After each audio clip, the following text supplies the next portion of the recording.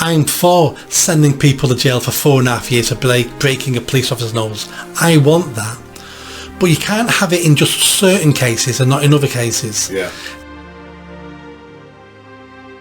Now, something that is not a fake, and that definitely happened, a guy called Sean Beach in Manchester, I don't know if he was at the Enough is Enough protest when I was there, but he has just been given 4.5 years for breaking a policeman's nose. So this is somebody who was involved in a scuffle with the police in a protest, I think related to the Southport murders, and he's been given very quickly 4.5 years of jail for breaking a policeman's nose. I would ask you and our gentle listeners, does this remind you of anything?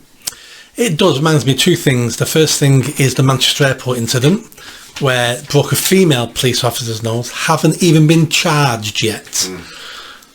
And I'm for a tough criminal justice system. So I'm for sending people to jail for 4.5 years for breaking a police officer's nose. I want that. But you can't have it in just certain cases and not in other cases. Yeah. There's incidents where police officers have had their arms broken, they've been beaten up, and the offenders don't even go to jail.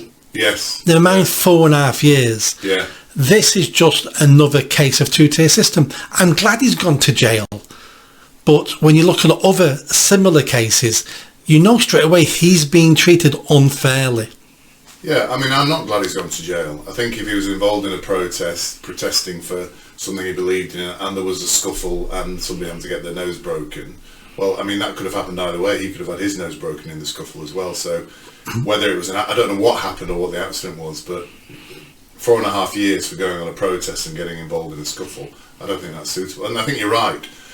People are getting away with the horrific crimes and not getting any prison time. Yeah. And once again, we've got an example of somebody, a white British man, protesting in a situation, maybe getting a bit carried away, and getting 4.5 years of his life for that.